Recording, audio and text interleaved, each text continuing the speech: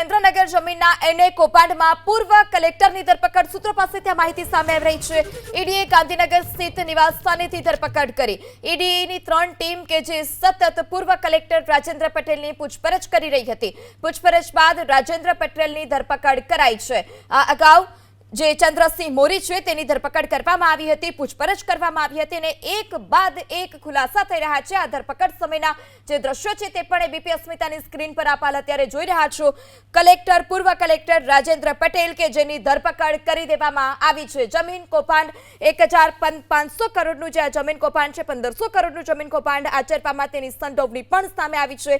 ત્યારે પૂર્વ કલેક્ટરની ધરપકડના આપ દ્રશ્યો એબીપી અસ્મિતાની સ્ક્રીન પર જોઈ રહ્યા છો। ઈડીએ ગાંધીનગર નિવાસ સ્થાનેથી જ તેની ધરપકડ કરી છે। 3 ટીમ કે જે સતત પૂર્વ કલેક્ટરની પૂછપરછ કરી રહી હતી, ઘણા સમય સુધી પૂછપરછ ચાલી।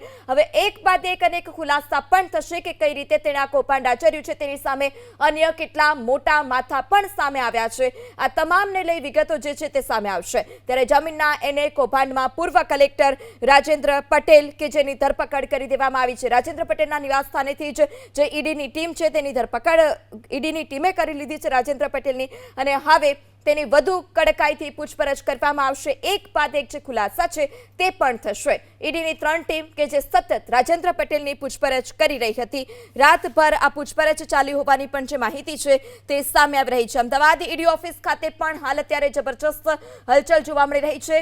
રાજેન્દ્ર પટેલની ધરપકડના પણ આપ જે દ્રશ્યો છે તે જોઈ રહ્યા છો। રાજેન્દ્ર પટેલ કે જે પહેલા કાળા કામ કરવામાં તેણે કોઈ કસર ના બાકી રાખી અને હવે જ્યારે મીડિયાવાળા ત્યાં પહોંચ્યા છે ત્યારે મોઢું છુપાવતો પણ જોવા મળ્યો છે।